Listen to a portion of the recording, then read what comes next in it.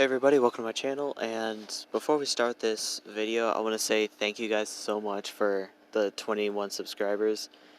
I already know I hit it sometime around noon or really late evening for my time zone, but I make videos at nighttime so I'm not disturbed. So I just want to say thank you guys so much for helping me get this goal. I want to say thank you to Ravenclaw What If, and also another person that helped me out, which is Adrian, but I sell crystal meth, I believe that's his name. I don't really remember. He'll probably be the first person to comment on this video. So I want you guys to show him some support and love, and let's get into this.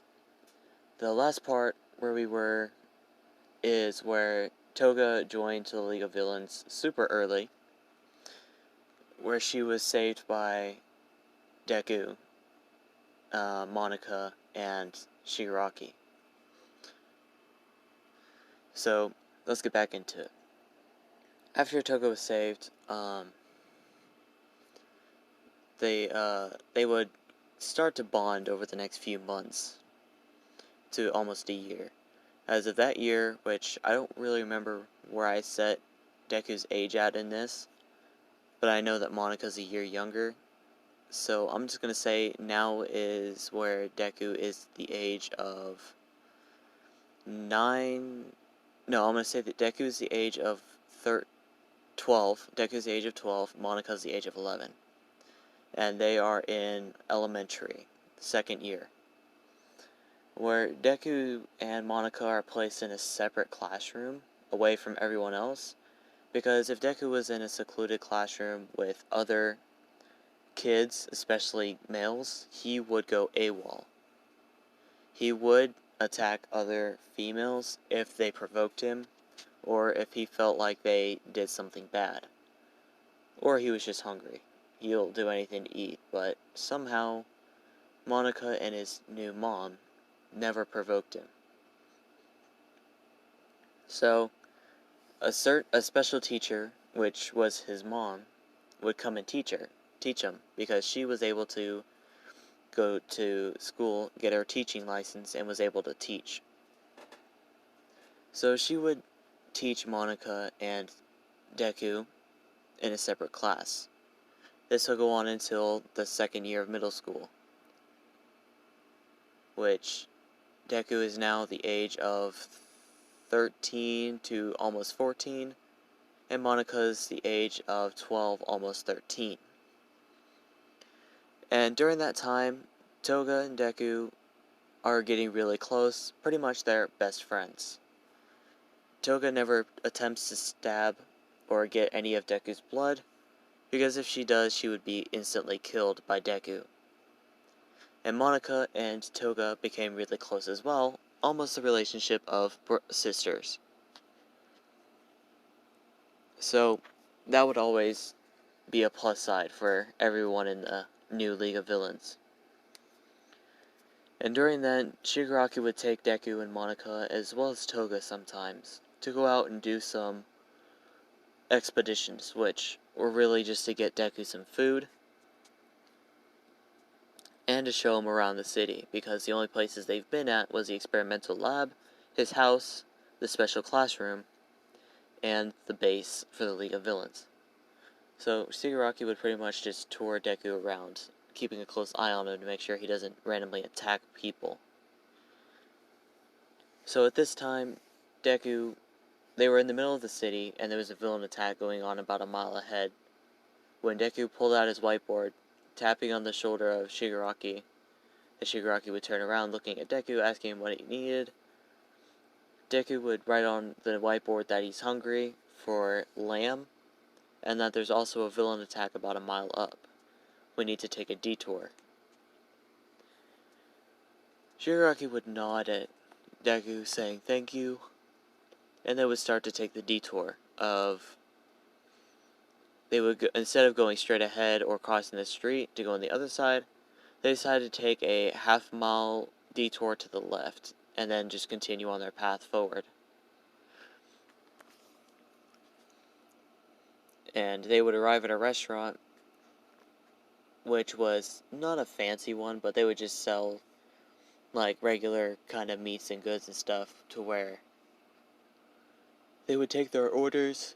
Deku would order about 3/4 pounds of raw lamb.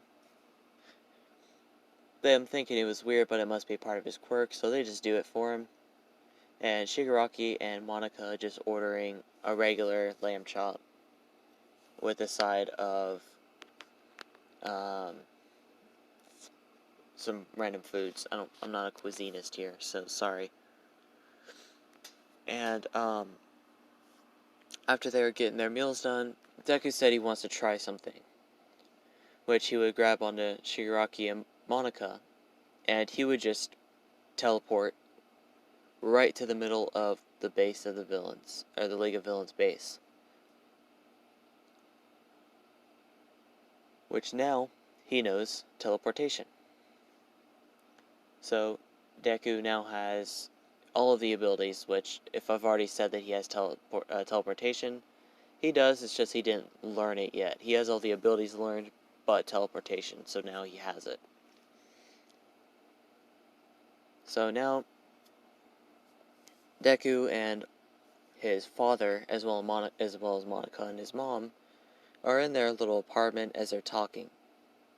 As Deku's sleeping on the couch with Monica laying down next to him, All for One and his father and his mother, which is All for One and the teacher, would be talking about how Deku should be able to get used to hanging around other people, because his father said that he wants to expand on his league, but in order to do that, he needs to get more people in there, which are mostly male, but as well as female.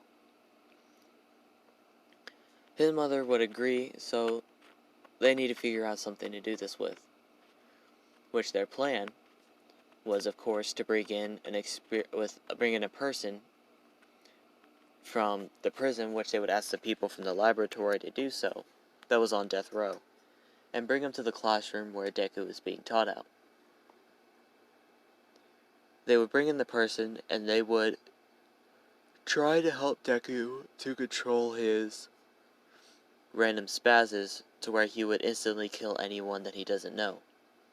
They would do this over the next 6 months, which during this time was almost the time for the graduation to 3rd years. So, Deku finally gets it under control after 8 months of practice, after killing about 80 people. There should be more than 80 people, or actually no, there should be way more than 80 people. But Deku would get some people he would trust, but then after about a day or two, he would forget who they were and he would just kill them. The longest lasting person was a man that was wrongly accused, and he was able to survive for up to about 3 to about a month and a half. So about 3 to 6 weeks.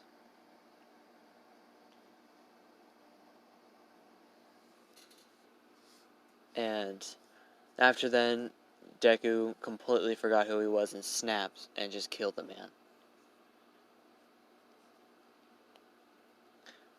As his mother would realize that he's working on progress, and after he was able to let the last person live, which was another innocent man, the man that was wrongly accused would be set free. Because that trial of getting Deku to be able to talk and hang around other males and females that he didn't know was pretty much their death sentence. So everyone that failed was rightfully accused of murder or was put on death row. And Deku was able to kill them at free will. So, after the time, they have their graduation to be 3rd years, and they are still taught by their mother, but they would occasionally attempt to try other classes, but they were all told to leave Deku alone because he still needs to get used to the environment of other people. But one person with blonde hair, red eyes, and a very, very egotistical attitude, aka Bakugo Katsuki, decided to not listen to the teachers and decided to walk up to Deku's desk, slam his hand down on it, and make a little explosion right under it. As soon as he did that, Deku grabbed onto him with his gravity manipulation, tossed him into the air, summoned the blasters all around him as they were about to fire. His mother and sister would run into class, hugged him, and told him to stop, as Deku would snap back into reality, throwing the kid down on the floor and saying sorry, and then just walking out of the classroom with his sister and mother. The reason why they were able to tell he was going to attack is because they have a bracelet and or a collar on him, which tells when he's about to use his quirk on someone, or if he's using his quirk in general. So they would rush in there as soon as it was activated, just for a split second. And after they calmed him down in a different room, the same classroom he was taught in for those several years, time would flash by again. During all this time, he would spend time with his family, as well as the League of Villains, as they were also part of his family, treating Kirigiri like an uncle, Shigaraki like a brother, and Toga like a sister. And I didn't really receive any ships in the comments for the last one, so I'll let you guys decide again who you guys want. Toga, Uraka, Momo, whoever. I mean, I really don't care. I'll just have to give him a villain backstory in the next part. But, he would always bond with them. You would always keep a close eye on them to make sure they're safe, because he was pretty much like the guardian of the League of Villains base, his house, and his family. He would always protect them no matter what. And now it's the time of the anime. During all this time, Deku's been training his abilities just a little bit, bringing up his speed of thinking. His smarts were going up, but he still never liked to talk to people, so he was always shy and quiet. That's what he was known for, the shy and quiet kid that could have a random outburst. And he trained his gravity manipulation to increase someone's gravity, aka throwing him down and holding him there, or decrease someone's gravity, aka lifting him up and throwing him up in the air, side to side, and able to use multiple attacks at once. So if he uses gravity manipulation, he's able to use the bones as well, or the blasters. So at this time, he would also figure out a little bit of a rush to his abilities, which makes him fade out, making his mindset go unconscious, I guess you could say. So where his body goes on autopilot, making his attacks go more viciously and faster over a period of time. And this is when the teacher would walk in the class, and his sister would be moved up a year because she was just as smart as he was, and she needed to be in the same grade to show it. So she would be in the same class as the teacher would walk in with the papers, throwing them up in the air, saying, I already know you guys want to be in the hero course, so we have one student going to UA, and it's Bakugo Katsuki. And Bakugo would stand up doing his rant, and they would look at Deku and his sister, and they would ask them if they're going to do UA.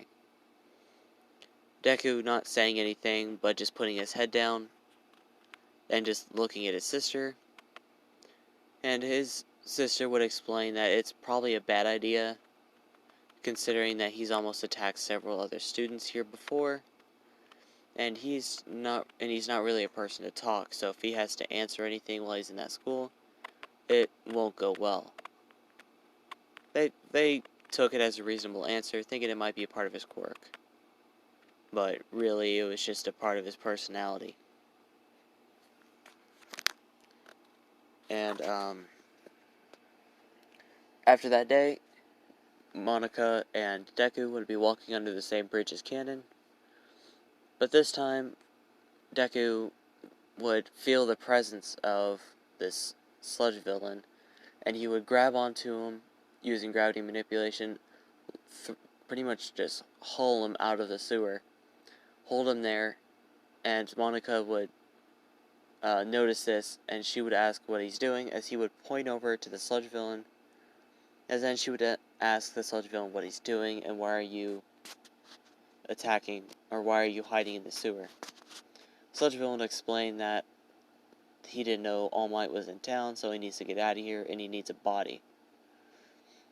Deku snapping his fingers with his other hand, having multiple blasters appear behind him, as pretty much saying that it's no excuse to attack my sister. As he was about to close his hand with the gravity manipulation one, pretty much it's signifying the blasters to blast while he's holding him still. All Might jumps out of the sewer and says, "I am here," punching the sludge villain away, as Deku would wave his hand, making the sludge villain making the sludge villain go everywhere, and the blasters disappear. Because I'm gonna say this: the effect that Deku's gravity manipulation has, when he uses it on an item and you whack it to destroy it, it won't stay still until he releases the gravity manipulation effect. Pretty much placing a small barrier around it, holding it still until he releases it. And All Might would turn around to notice these two kids, as he would walk up to try and ask if they're alright, as Deku would stand in front of his sister putting his hand out, as he's about to snap his fingers. Monica would calm him down, reassuring that he's a good guy and he's not going to hurt us. Deku would put his hand down, standing behind his sister, pretty much peering over her shoulder, as he's still unsure. All Might would ask what's going on with him, as she would say that he's just really nervous and shy around other people he doesn't know. He also gets a feeling that if you get too close, he'll attack if you're unknown to him. He'll say that it's okay. He would just say okay, thinking that it's just a timid personality of his quirk, or a personality he develops because of his quirk. So he would just ask him if they're alright. Monica would say yes. Deku would just nod yes, and All Might would say okay, and he would just jump off. And I don't remember what quirk I gave Monica, his sister. So if I didn't give her one, or if I already said one, I want you guys to choose her quirk. It could be whatever kind of quirk or ability you want. So I'm gonna let you guys choose. And on that note, let's keep going. Deku would then, as All Might left, would teleport him and his sister to their house, where his mother would be waiting for them while she's watching TV. As the news would go on saying that there's an explosion, as there's a sludge villain that All Might was chasing is attacking a student in middle school. Deku and Monica would just ignore this, as they would head to their rooms, because they already have the villain ideology placed inside their heads. They don't really care about heroes that much, and they're already used to bloodshed due to Deku's outbursts when he was little. And he would occasionally teleport over to the League of Villains base without Monica, and he would just visit Toga and Shigaraki and Kirigiri, and most of the times he would have Monica with him, so that he can just have more company over. But at this time he didn't, and he teleported over, as he's comfortable enough to talk with them. He also talks with his other family members, his sister, his mother, and his father, but he also felt comfortable to be able to talk to Kirigiri, Shigaraki, and Toga, as him saying that they're very, very reliable to trust. And whenever he gets there, he says in a very deep, dark tone of voice with a stern kind of conformality to it, saying that they need to plan an attack soon. If we don't, we're not going to be known as the League of Villains, but the League of Hangouts. Shigaraki would be taken a little bit aback by this, saying that, or asking Deku, where did you get that idea from? Deku would say that we haven't really done much besides patrol around the city. I think we should expand and attack sometime. Shigaraki laughing and saying, yes, you got the right idea.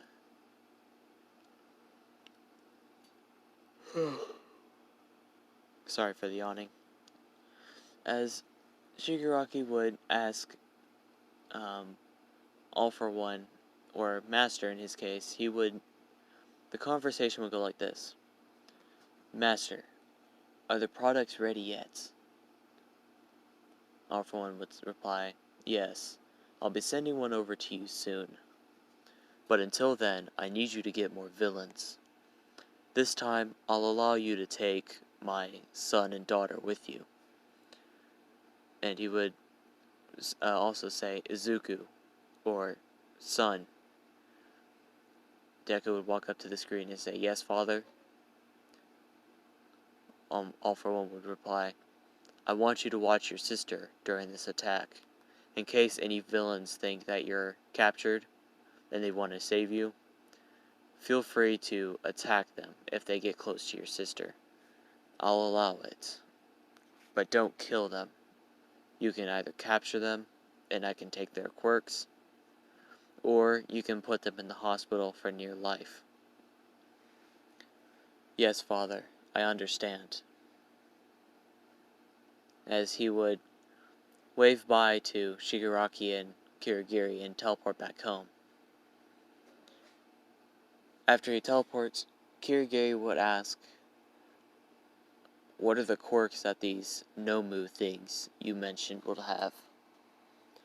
All for One would say regeneration, shock absorption, super strength, and speed. And it's built to pretty much kill All Might. So be ready, everyone. We're about to do a big attack on USJ. And several other weeks would go by. Multiple villains had appeared at the base. And during then, Deku would try to get used to some of them, but him not liking most of them, would proceed to kill 3 to 4 random villains. He would sometimes kill villains at the base, saying that they're really annoying, or they're getting under his skin. As Toga would hug him, telling him to stop, you're getting rid of the allies we have. Deku would say fine, as he was about to kill one, and he would just throw it down on the floor. And would just walk over to the couch and just sit down, as Toga would sit down next to him. And they would just sit there watching TV. They would walk up to Shigaraki complaining about the kid, as Shigaraki would grab the neck of one of them with 4 fingers, and would say, I dare you to talk about my little brother like that. And Deku would notice this, as he would grab the villain with his gravity manipulation, throw him up in the air, and impale him with multiple bloody bones, and throw him to the wall. Shigaraki would thank Deku, and they would just continue doing what they were doing before. And the day's the day of the USJ attack. Kirigiri would ask everyone if they're ready. Toga, or Deku, Monica, Shigaraki, and Toga, they would say yes, and all the other villains are just sitting there, just nodding or just standing there with their arms crossed. As the portal would open, all the villains would walk through like in canon, and then Shigaraki would walk through, Toga would walk in next to him, and then Deku and Monica would walk out behind them, and they would just step to the side, standing in a line of 4 in the back with the Nomu right behind them, towering over them. And this is where I'm going to leave it off. Again, I want to say thank you guys for the 21 subscribers. If it wasn't for you guys, this channel wouldn't be up and going. Same for Ravenclaw What If. Thank you for the shout out yesterday. And thank you to Adrian, but I sell Crystal Meth, I believe your name was. I can't remember it for crap. I want to thank you again for being my very first commenter, subscriber, and being the person that's been helping me get off on my channel. So, I want to give you guys a shout out, and also I want to thank everyone that watches my videos, and that likes them and comments them, giving me ideas. And the next part for this series would be Sunday, because tomorrow I'm going to be working on a new series, and I may do an hour-long special for What If Deku Had the Lucius Powers, which will be going over several other events, but this part 6 will be going over everything after, well, some things after the internships, and I believe I missed the movie, so I'll put the movie in there really fast, even though I haven't watched it. So, again, thank you guys for the 21 subscribers. Big thank you and shout out to Ravenclaw What If and Adrian But I Sell Crystal Meth. And to you guys as well for watching this, liking it, commenting, or whatever. So the things I want you guys to tell me are, what quirk should Monica have? And what heroes should Deku capture for All For One to take their quirks? And who's the ship? Deku X who? And Monica X who? That's right, I'm bringing Monica's ship in this too, so tell me what ships you guys want for those, and I will see you guys in the next video. Peace.